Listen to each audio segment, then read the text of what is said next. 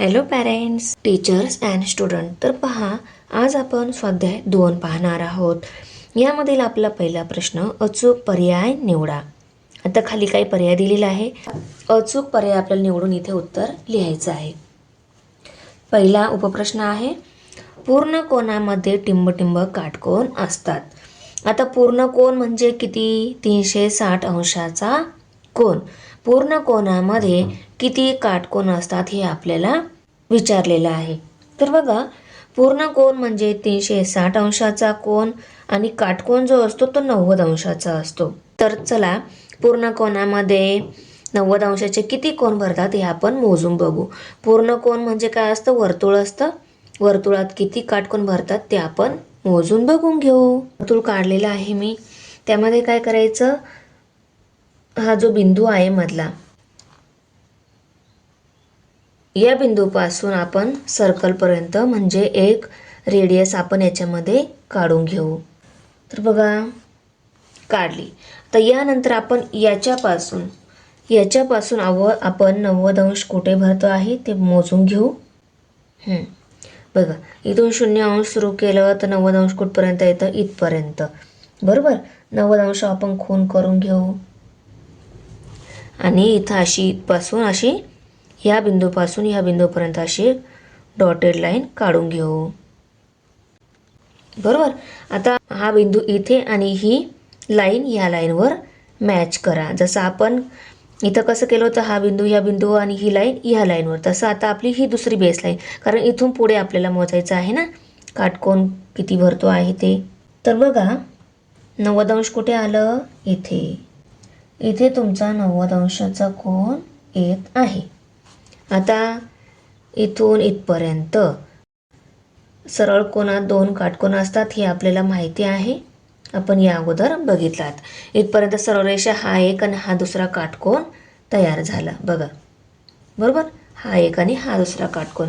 आता तिसरा काटकोन बघायचा आहे. परत काय करायचं, हा बिंदू ह्या बिंदू आणि हिला बेसलाईन धरून त्याच्यावर काय करायचं, काटकोनाची बेसलाईन मॅच करायची. 90 अंश कुठे येत आहे? इथे. बरोबर, आता अशी डॉटेड लाईन काढून घेऊ.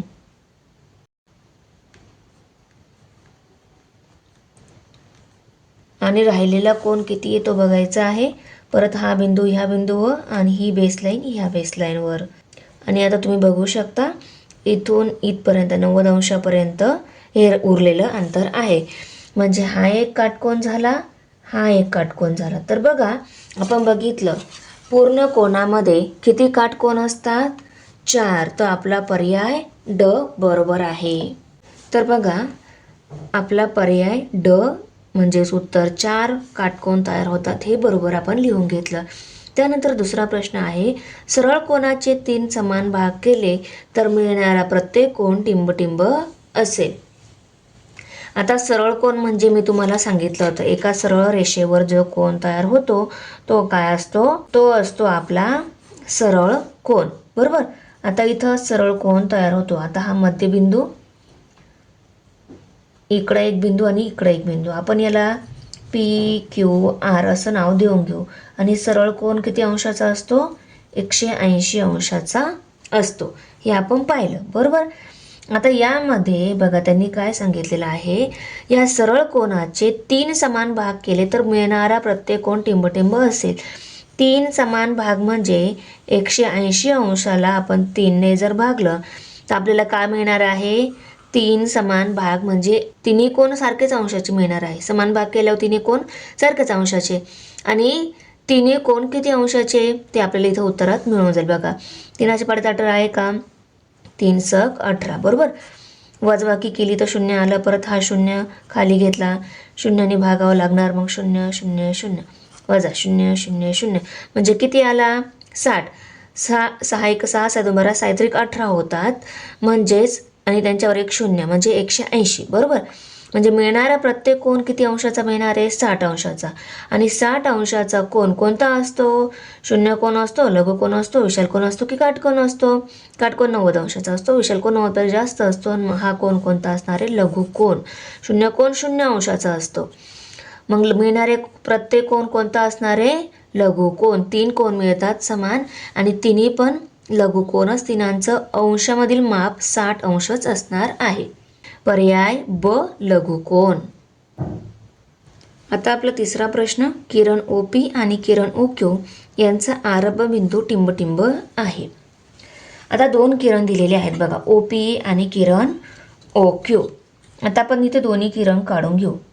हा आहे किरण OP, हा आहे किरण OQ. आता मी हे जे किरण काढले आहे त्यांचं नाव O पासून, किरण कधी पण ज्या नावापासून सुरुवात झालेला आहे तोच त्याचा आरंभ बिंदू असतो. म्हणजेच किरण OPचा आरंभ बिंदू O आहे आणि किरण OQचा आरंभ बिंदू Oच आहे.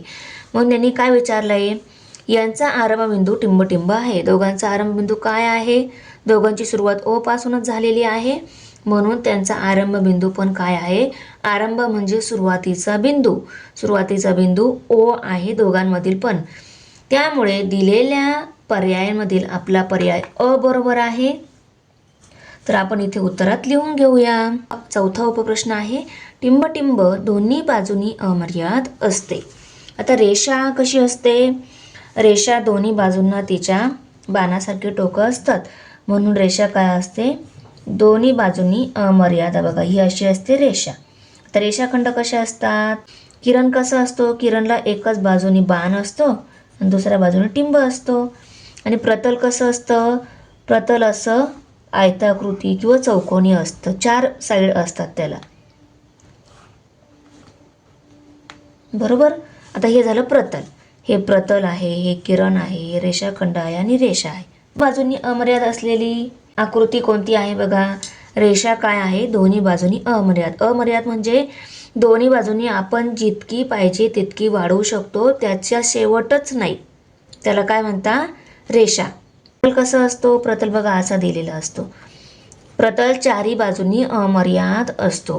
किरण एकाच बाजूनी अमर्याद, रेषाखंडात दिलेली असते तेवढीच असते आणि रेषा दोन्ही बाजूनी अमर्याद असते. म्हणून दिलेल्या पर्यायापैकी आपला पर्याय अ बरोबर आहे, रेषा. आता बघा आपला प्रश्न दुसरा आहे, जोड्या जुळवा. गट A गट B. आता पहिला जोड्यामध्ये अ गटामध्ये पहिला दिलेला आहे 91 अंश.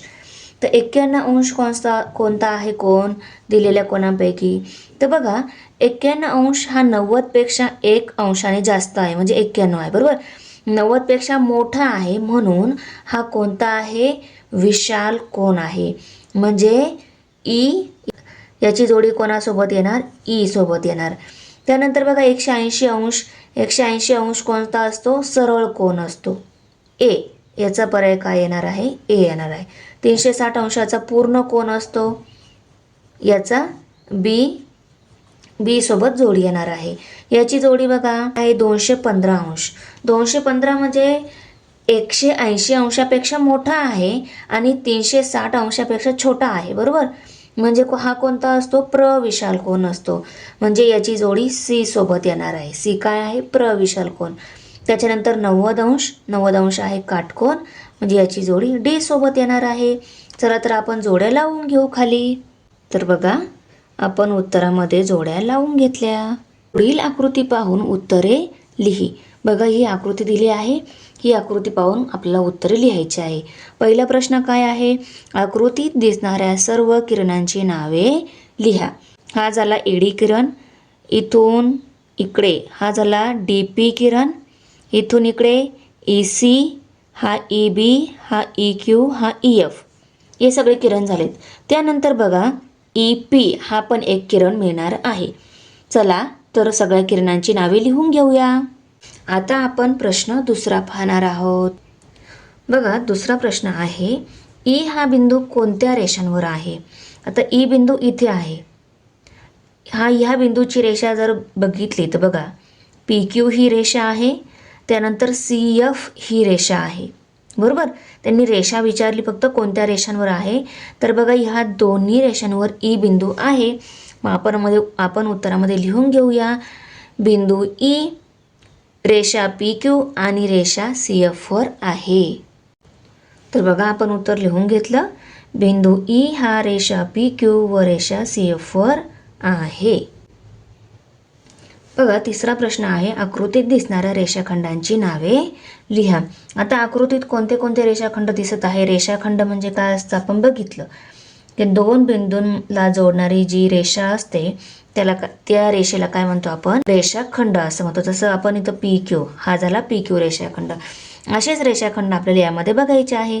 आता बघा PD, AD, BE, CE, QE, FE हे काय झाले? रेषाखंड. त्यानंतर बघा PE हा पण रेषाखंड आहे, PQ हा पण रेषाखंड आहे, CF हा पण रेषाखंड होतो. चला तर सगळ्या रेषाखंडांची नावं आपण लिहून घेऊ. आपण सर्व रेषाखंड लिहिले आहे. रेख PD, AD, BF, CE, QE, FE, त्यानंतर PE, PQ आणि DE हे सगळे रेषाखंड, त्यानंतर CF हे सगळे रेषाखंड आपण इथं लिहून घेतले. आता बघा आकृतीमध्ये E हा आरंभ बिंदू कोणत्या किरणांचा आहे? E हा आरंभ बिंदू बघा EC, EB, EQ, EF आणि EP ह्या सगळ्या किरणांचा आरंभ बिंदू E आहे. तर बघा E हा आरंभबिंदू असणारे किरण EB, किरण EC, किरण EQ, किरण EF आणि किरण EP. आता पाचवा प्रश्न आहे, कोन BEQ हा कोणत्या प्रकारचा कोन आहे? त्यांच्या भुजांची नावे लिहा. आता कोन BEQ हा बघा हा कोन आहे तो. हा कोन कोणत्या प्रकारचा दिसतो आहे? हा CEQ हा जर बघितला हा 90 अंशाचा दिसतो आहे, बरोबर. आणि हा 90 अंशापेक्षा मोठा आहे कारण तो इथून पूर्ण इथपर्यंत आहे, बरोबर.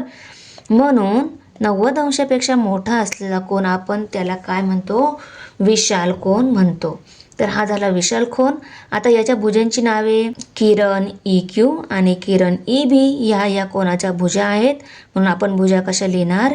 EB आणि EQ. कोन BEQ हा विशाल कोन आहे.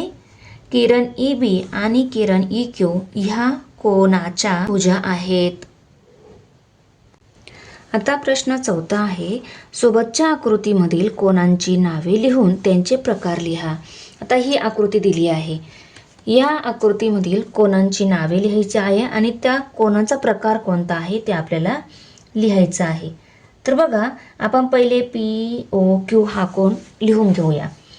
कोन POQ.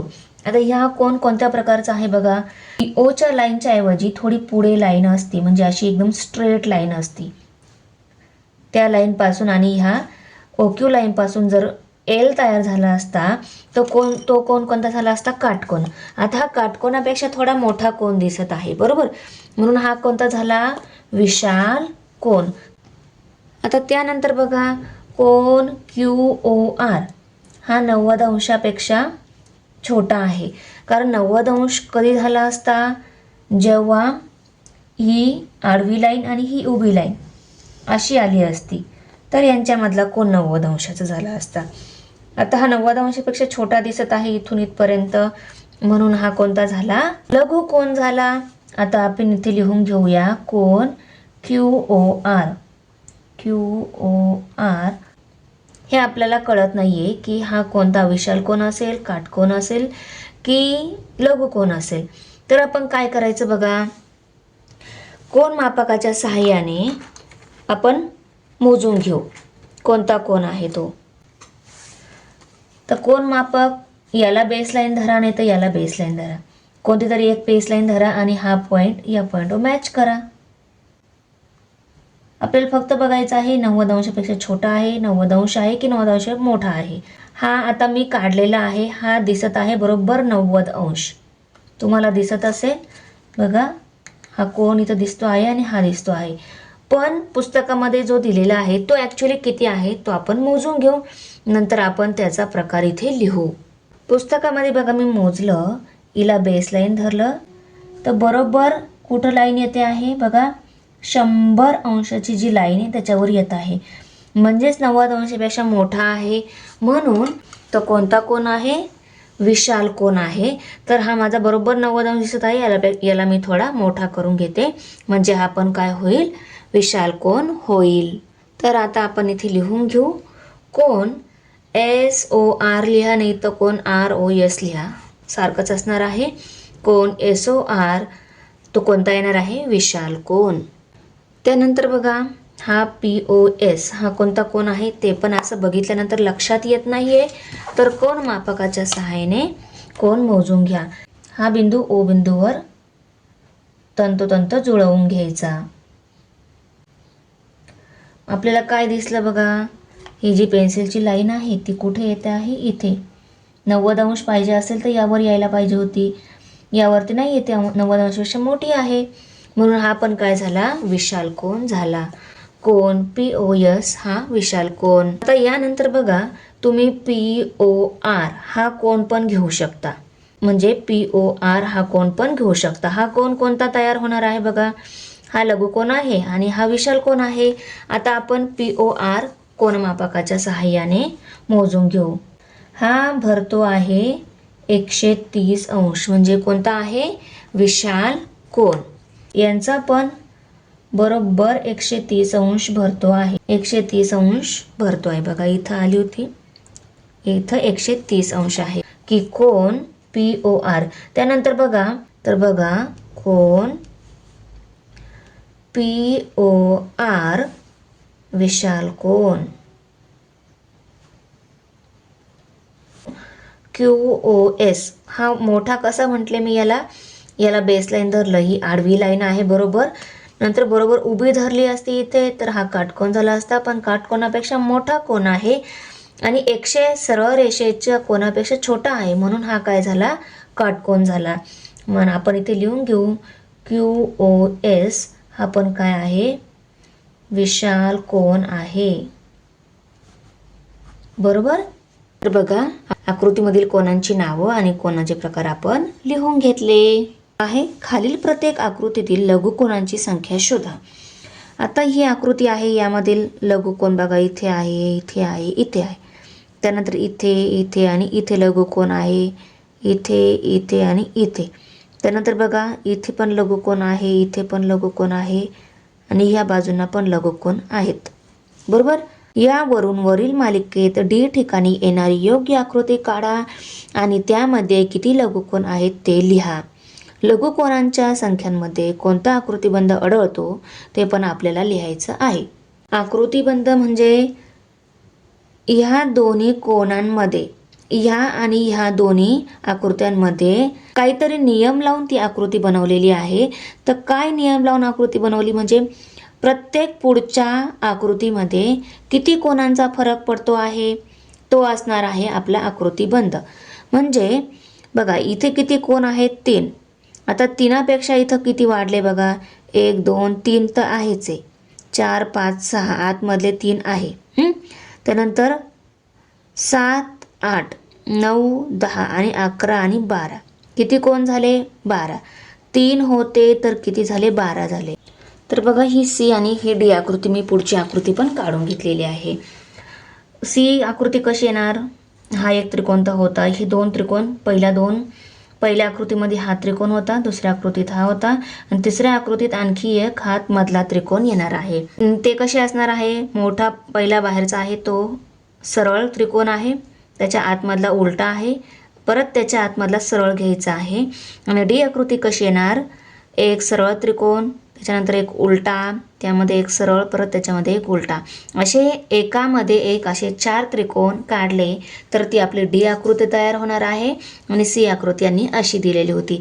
आता आपल्याला यांच्यामधील कोन मोजायचे आहे बघा, 1 2 3 हे 3 कोन झाले. त्यानंतर बघा हा इथला 4, हा 5, हा 6 7 8 आणि 9 कोन झाले, बरोबर. आता इथला जो येणार आहे तो 10 11 आणि 12 कोन, बरोबर. त्यानंतर 13 14 15 16 17 आणि 18. त्यानंतर 19 20 आणि 21 किती कोन झाले, 21. आता यामध्ये किती कोण आहे बघू. 1 2 3 4 5 6 7 8 9 10 11 12 बरोबर. त्यानंतर 13 14 15 16 17 18 19 20 21 बरोबर. 22 23 24 25 26 27 28 29 आणि 30 कोण भरतायत बघा. किती आहेत. 30 कोण. यामध्ये 21 आणि यामध्ये 30 कोण भरले. पहिल्या त्रिकोणामध्ये 3 कोण होते, दुसऱ्या त्रिकोणात 12 कोण झाले, नंतर तिसऱ्या आकृतीमध्ये 21 कोण, नंतर 30 कोण. तर यांच्यामधील फरक सारखाच यायला पाहिजे. यांच्यामधील काय फरक सारखा. आता 12तून 3 वजा केले तर 9 राहतात, 21मधून 12 वजा केले तर 9 राहतात आणि 30मधून 21 वजा केले तर 9च राहतात. म्हणजे प्रत्येक पुढच्या त्रिकोणात 9 कोण वाढत आहे. प्रत्येक पुढच्या आकृतीमध्ये 9 कोण वाढत आहेत. जसजसे आपण आतमध्ये त्रिकोण काढत जाऊ तसे प्रत्येक पुढच्या आकृतीमध्ये 9 कोण वाढत जाणार आहे. चला तर आपण उत्तर लिहून घेऊ. प्रश्न तुम्ही पुस्तकातून जशाच्या तसा लिहून घ्या. त्यानंतर उत्तर नाव देऊन हे सगळं उत्तर लिहून घ्या. तर बघा, आकृती ए मध्ये 3 लघुकोण आहेत, आकृती बी मध्ये 12 आणि आकृती सी मध्ये 21 लघुकोण आहेत. ही आहे आकृती डी. तर यामधील तुम्ही कोण मोजून बघू शकता. मी सगळे कोण दाखवलेले आहेत. यामध्ये बरोबर 30 कोण भरतात, 30 लघुकोण आहेत. त्यानंतर बघा, आकृतीबंध. प्रत्येक आकृतीत लघुकोणांची संख्या 9ने वाढते. आकृतीबंध कोणता आहे. 9 हा आकृतीबंध आहे. हा आकृतीबंध आहे. 9ने संख्या वाढते म्हणजे हा जो काय झाला आकृतीबंध झाला तो आपण इथे लिहून घेतला. लघुकोण, काटकोण आणि विशाल कोण असलेले एक मुक्त चित्र काढा व त्यात रंग भरा. आपल्याला एक साधं चित्र काढायचं आहे. जसं की आपण झाड, डोंगर, नदी हे चित्र दाखवतो की नाही, नदीमध्ये होडी वगैरे असं चित्र तुम्हाला एक छोटंसं काढायचं आहे. त्यामध्ये लघुकोण कुठे दिसतो आहे म्हणजे एक्झॅक्ट नाही. समजा आता आपण असे डोंगर काढले बरोबर. तर या डोंगरांमध्ये इथं कोणता कोण आहे 90 अंशपेक्षा मोठा आहे म्हणून आपण इथं काय म्हणू काटकोण. असं कोण दाखवून तिथं काय म्हणू काटकोण म्हणू. एकदम व्यवस्थित. एक्झॅक्ट कोण नाही दिसले तरी चालेल, थोडेफार त्या कोणासारखे शेप दिसले पाहिजे.